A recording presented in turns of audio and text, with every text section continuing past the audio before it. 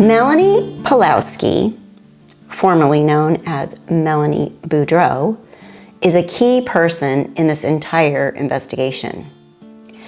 We have highlighted her before, and this video is specific to Melani Pawlowski. This mother of four has clearly lied to law enforcement and to others. She is on the radar of all of you. You have left comments after comments asking about Melani Pawlowski. What does she know? Will the shoe drop on her? And if so, when? Welcome to Left Undone, Incomplete Investigations. I'm Kathryn. Please like, please share, and please subscribe to Left Undone. We follow the Lori Vallow Daybell case very closely, plus so many more true crime stories. We go live every Saturday morning, so join us there. But for now, let's talk about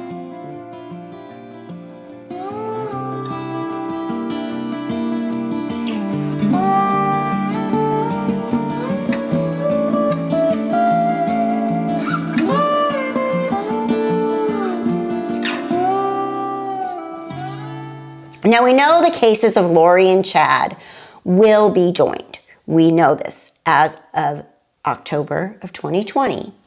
We've all been wanting to know why there is no murder charges, though, on Chad or on Lori. I've been reading all the comments that many of you have left. You all want to know why Melani Pawlowski hasn't been charged with anything.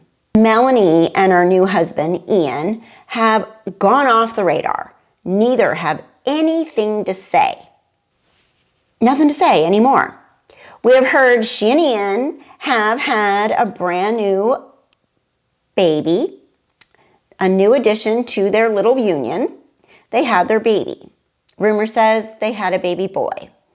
Now, with the birth of that first child between them, they've both been really silent. And along with everyone else who also had defended Lori and Chad all along. Silent, radio silent, crickets. So I've decided to take a little refresher course on Melani Pawlowski. Melani Pawlowski's true character has been exposed. All you have to do is rewatch her interview with Nate from East Idaho News. Watch and listen to them all with a different filter. The filter of what we now know. Almost like an aunt to me, Alex. Melani Pawlowski. This is my family, and we're, just trying to learn about these things. But the whole fear, I guess, where it comes down to TYLEE and JJ and this zombie idea came from a disturbing phone call I got from one of Lori's old friends right after they took off to Hawaii, and telling me these things. Well, Lori and Alex, I think, did something to TYLEE and JJ, and we don't know where they're at, and Lori's lied to you, and all these things that didn't feel right. That phone call, I just felt a lot of fear and doubt, and that's when I kind of went into this worrying phase of, and I'm newly married to Ian, and I'm sharing these things with him, and can't sleep at night some nights, and I'm like, I don't know where they're at, I don't know what's going on, and I don't understand these things.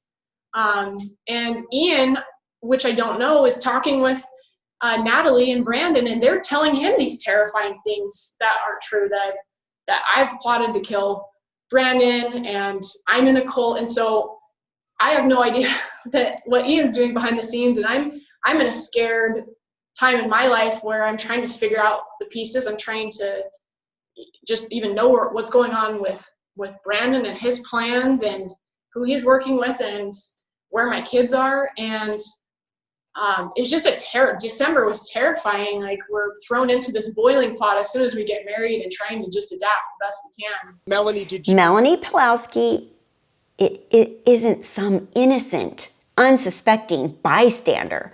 She's not gullible or unassuming. She's not delusional, although I'm sure it's been questioned. You know, Rich Robertson, the private investigator that was hired by Brandon and the Woodcocks, he stated the following. He said Melanie was fascinated with Chad. And she was fascinated with Chad and his beliefs about the end of the world, the end of times. Melanie started making statements about Brandon and said he was possessed by outside forces. And she started seeing Brandon as this evil person. So Melanie winds up divorcing Brandon, abandoning all 4 of the children they have together. The PI also said Brandon believed that Melanie knew exactly where TYLEE and JJ were. She stated on several occasions she didn't know where her cousins were, but she said Lori's protecting them. Melani Pawlowski said during an interview, the public could run with the cult story and zombies because it was more exciting than the truth. However, we've all come to the conclusion it's exactly the truth. Melanie said she'd seen a lot of hatred in the media, a lot of judgment, and a lot of lies. Let me shift a little bit here to JJ and TYLEE. When's the last time you guys saw them? So Ian's never met Yeah, I've never met him. TYLEE. You've never seen them. Okay. What about you, Melanie? So the last time I saw them was they were packing up their home in Chandler where Charles had been shot. And I remember how emotional it was. Just, it's hard to be there. This is where this big thing happened. And TYLEE was like, it's hard being here in this house after that situation happened. And Lori had, said, hey, I think she'd thrown out Ida, but I didn't know for sure because sometimes she's had to do things to protect her kids. The court systems haven't protected her, and TYLEE and Colby were abused by their dad, Joe, and the court system didn't protect them there. And she's had this history of doing everything she can to protect TYLEE and JJ. And She's the liar. And what would she expect from the public? She will end up being the second most hated woman in America because her Aunt Lori is the first. Melanie moved right next door to her Aunt Lori after coming to Rexburg. She knew TYLEE and JJ were not living with Lori. She didn't know anyone else in Rexburg except for Lori, Chad, and Uncle Alex. She lived right next door to Lori. JJ was loud. JJ was rambunctious. She knew what was going on. She acts completely oblivious during her interview with Nate. Is there a possibility that Melani Pawlowski didn't know anything about the location of the children and just like her Aunt Summer and grandmother Janice was only trying to get her 15 minutes of fame? Or was she simply trying to deflect? What exactly does Melanie know? Was she brainwashed? Was she trying to play stupid? Or is she just simply a bold-faced liar? Just like her Aunt Lori. Melanie said after Charles Vallow's killing, TYLEE explained everything to her. She said Lori and Alex Cox also explained everything about the incident. I don't believe that TYLEE explained anything to Melanie about the murder of Charles. In my opinion, TYLEE knew Charles was murdered, and this knowledge is one of the many motives of these crimes. Lori, Chad, and Alex made sure TYLEE never, ever had the opportunity to report everything she knew to law enforcement. TYLEE was just another obstacle in the way of Lori Vallow and Chad Daybell's new life. Following up on what you were saying, Melanie, so you do believe that Charles was shot in self-defense, that Alex was defending himself?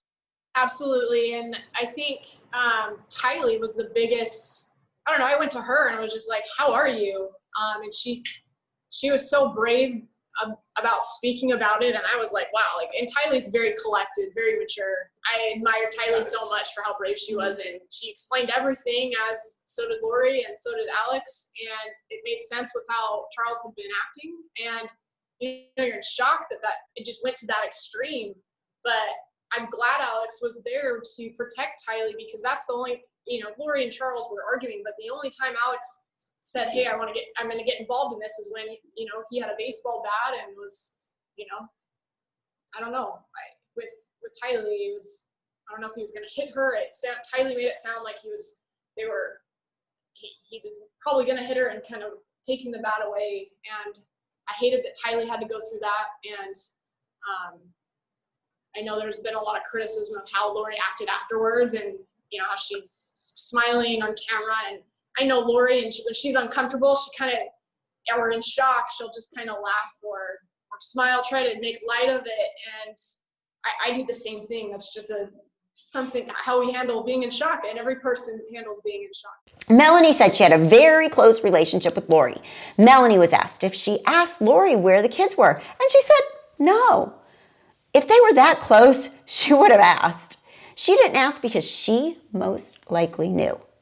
Melanie was emphatic about stating Brandon was actually lying.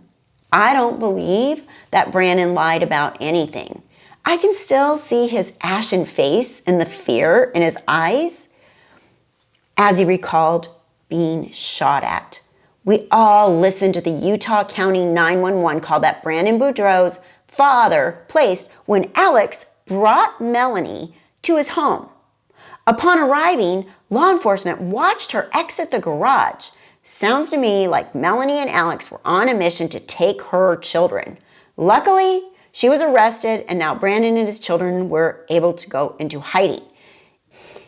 And listen to the Utah County 911 call made by Brandon Boudreaux's father while Melani Pawlowski was trespassing on their property. Watch and listen to them all with a different filter. The filter of what we now know. Happened. I have someone who has been told to stay off my property harassing me at my door. Okay. Do you know who that person is? Yes. My son's estranged wife, who has made threats, and I don't want her to. Okay, hold on one second and we'll start getting Sony over there, okay? Does anyone have any weapons? I don't see any with her, but that doesn't mean they don't. Okay. Do they normally? Pardon me? Do they normally carry any weapons? I don't know. Get out of my house! Okay. Get out of my garage! Get away from my door! Now! Sir? No! The police are on your way! Get away from my door! Now! Sir? Yes. Sorry, what is the relationship to this person? If Melanie and Alex had been successful in taking the children, would those children have been safe? Would they have been safe, or would Brandon and Melanie's 4 children have ended up murdered, just like TYLEE and JJ? I've read many comments, and for the most part, most of you think she should never have custody of her children ever again, and I completely agree with that. Perhaps supervised visitation, but only after it's been completely determined that she is free and clear of any criminal charges. And I have a feeling she's not going to be free and clear for long. What would make Melani Pawlowski think she could do an interview and candy coat every answer? What would make Melanie think she could direct the interview? With each interview, just like Julie Rowe, Melanie's story changes. The reporter asked a question and Melanie didn't answer, but instead bypassed the question and completely deflected. Going back through these interviews, there's so many contradictions. We have to remember Ian's letter and all the things that he stated that she had told him. Ian's reaction about marrying into a sinister family, asking himself, what have I gotten myself into? We can all see with our own eyes and hear with our own ears that Melani Pawlowski is a liar. But why? Why is she lying? Of course, lying on a televised interview isn't the same thing as lying to law enforcement. And just like Melanie Gibb, she may soon find out lying to law enforcement would legally cross the line. There's so many more layers to these cases. What we've seen so far is just the tip of the iceberg. The further into this, the more we'll know. Melanie has never been completely honest about anything. I mean, come on. Melanie must have known JJ wasn't there. She definitely is not talking now, right? Doesn't Melanie realize that we can all see she's a liar? Does she even care? Does she think she can get away with what she has lied about? Obviously, law enforcement knows who they are dealing with when it comes to Melani Pawlowski. We may never know all the answers to the questions Melanie P. has been asked. She's not forthcoming about anything. In my opinion, she may never come clean until she absolutely has to. Will Melanie commit perjury on the stand if called to testify against Lori and Chad, or will she wake up and do the right thing where her murdered cousins are concerned? The right thing for JJ and TYLEE. These are important questions we'd all like for Melanie to answer. I posted a video on May 15th, 2020. It's titled, Melanie Sits on a Throne of Lies, Lori Vallow, Part 65. So you can go to that video and you can see Melanie's deceptive nature at work. She is able to lie freely and not miss a beat. Why all the deception? What does Melani Pawlowski truly have to hide? Watch her body language. Watch her pursing her lips. Pursing one's lips is an automatic reflex that indicates that a person doesn't want to speak anymore and is therefore a fairly reliable sign that they could be lying. Look at the bottom of this article from Fox 13. Boudreaux called himself the spouse who got away from a dangerous cult that centers around Lori's family and her now husband. Melanie drew her lips in so tightly, they completely disappeared. I'm willing to hold out hope she will be held responsible for anything and everything she has done involving these crimes. And this.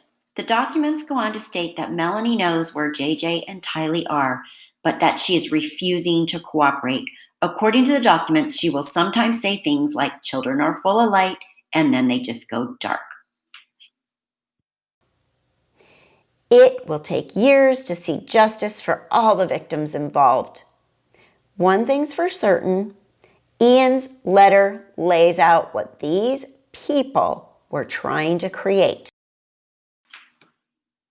The documents obtained by Fox 10 Phoenix state that her new husband listened to her confess that she conspired to kill Brandon at his home in Gilbert, Arizona, and her uncle, Alex Cox, Lori's brother, was the shooter.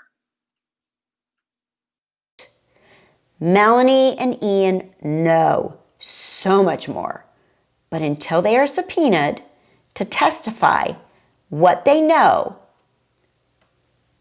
may never be revealed. So hopefully we'll see murder charges for Lori and Chad rather sooner than later. Hopefully we can start to feel like we can see true consequences for the actions of everyone involved. Melani Pawlowski knows way more than she's admitted to. These victims all deserve justice. I'm sure we'll be watching what's up next. Everyone involved in this case needs to be looked into. We're all starting to see a clearer picture with each piece of discovery. Actions have consequences. Hopefully, more comes to light soon. We want everyone involved to be held accountable. Thank you for watching Left Undone, Incomplete Investigations. I'm Kathryn. Again, please like, please subscribe, ring that bell for notifications, and see you on Saturday morning at 10:30 a.m. Pacific time. For now, stay safe, stay well. Bye-bye.